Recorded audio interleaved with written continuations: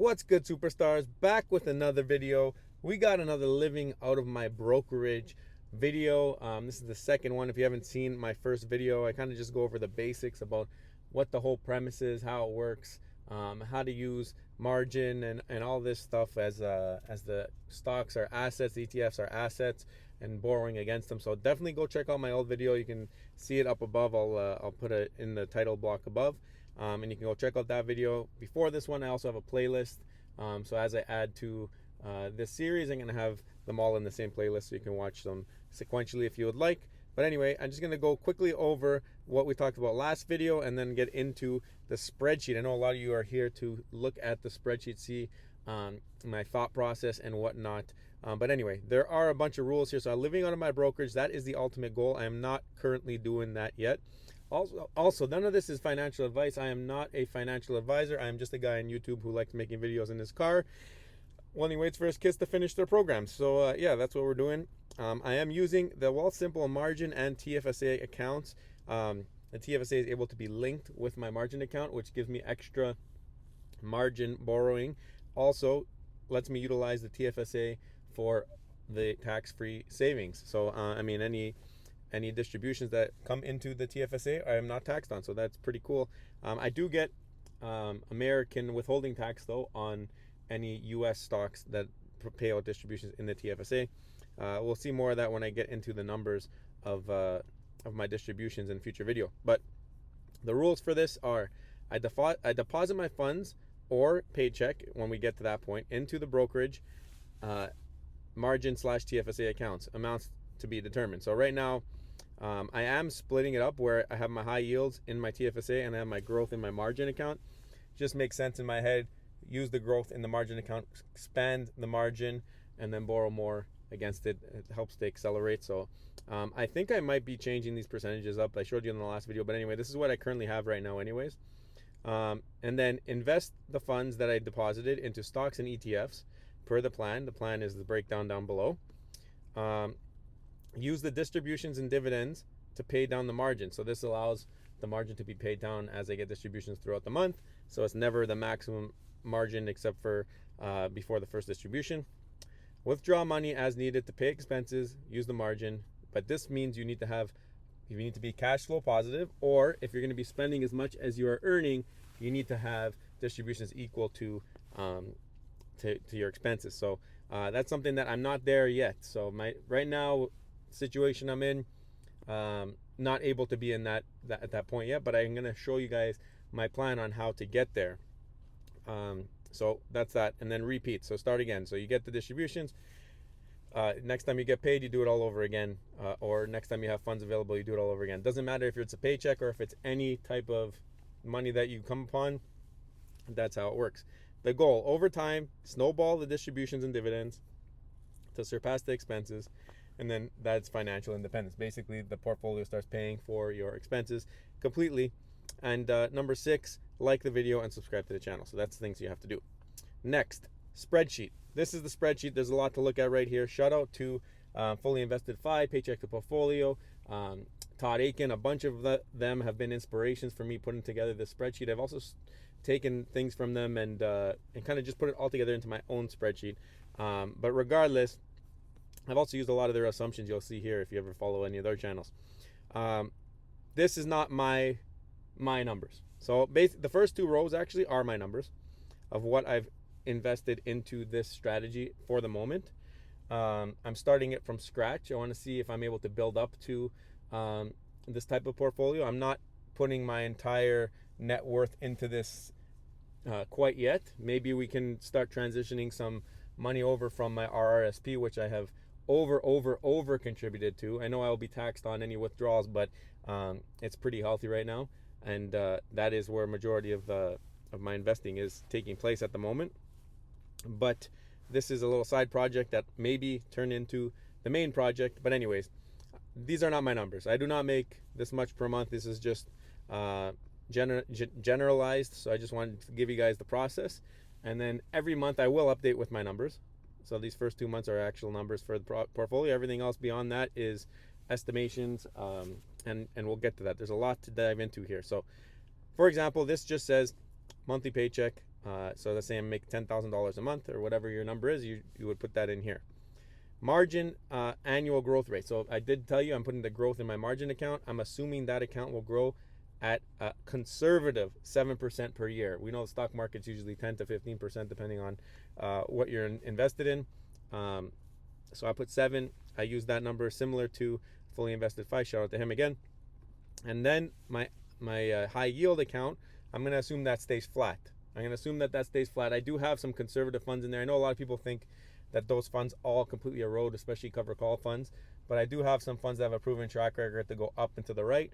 I have some that go down to the right. But I think overall, I should hope for at least a net 0. If it changes, we're going to adapt to it and we're going to have to figure it out. But for now, I'm going to assume no growth and just steady across in that portfolio. Current interest, 4.7% here in Canada on Wealthsimple. So that's accurate. That's my actual interest on the margin. Blended yield, this is based off of my current setup that I have, the current ETFs that I have that are high yielding. Plus, you can see at the top here, I've done a 15% reduction because I just assume that they're all American, but they aren't. I have a lot of Canadian funds, which another video I will go through all of the funds that I have. Maybe not. Yeah, maybe I will show the accurate how much I have in each of them, because this is, like I said, it's not the main portfolio. But anyway, that is the current blended yield. And then the average monthly dividend add per paycheck. This is basically based off whatever you're putting in here. So if you say $10,000 a month, it's with my blended yield, that's what it is. If I put $5,000 a month, it should go in half. Yeah, see? So let's do 10,000 because that's probably a little bit more average. And like you can say that's household income. Inflation, I've gone higher on inflation than most others that I've seen on YouTube. A lot of people like to use 2%, 3%. I'm going 4%. I want inflation to be key. This also gives me some room to have more expenses as time passes. I have a couple kids. I know that kids are expensive, so maybe things will become more expensive over time. And then monthly expenses, I'm just saying it's basically equal to whatever my monthly paycheck. I'm gonna say I'm spending 1-to-1. I should actually just do this, equals that. So now whatever this goes to, that will change too. And then cash is if I have any cash beyond whatever is invested in my accounts. And I do have that. I should update that, but I recopied this whole spreadsheet over for YouTube just to make it generic. So I have a couple $100 in there, I think. Okay, so now if we look at the spreadsheet, you can see first we got the year. So the first year is year 0. We haven't hit 1 year yet. That's important that I'm putting 0 and not a 1 there. I'll explain that in a second. So then we have the months, month number 1, and the beginning of the month tells you which month we're in. I started this whole process in September, not necessarily the beginning of September, but I'm just putting the beginning of the month that I started in.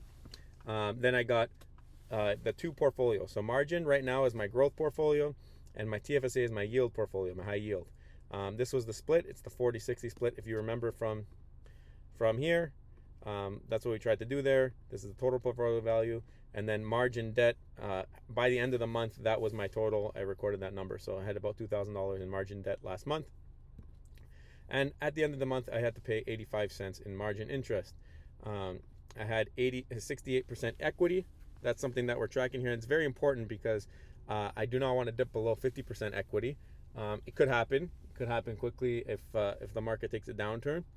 But 50% is where I want to try and keep it while we're steady here. If it goes down to 40%, it is what it is. It's not that preferred, but that's what we're going to deal with. I have a pretty good stomach for these downturns in the market. I've been through ups and downs over the last 20 years of investing, so we've seen a bunch. But for now, we're going to try and keep it around 50. If we do have to liquidate, we can always liquidate things with higher margin requirements and then go from there. Or we can add money. I do have, like I said, a pretty big nest egg in the RRSP. We can figure out a way to bring it back. But anyway, monthly contribution for the first month was $6,851. You can see equal to the total portfolio value. And then the monthly expenses, I had less expenses that month. So that's how I got a bunch of my equity. It was a little bit of an offset. Then I had the TFSA. This is the dividends that I got. Obviously, I didn't invest on the first day of the month, but I got $38 in dividends. And then I bought Snowball Analytics. I put that cost in here.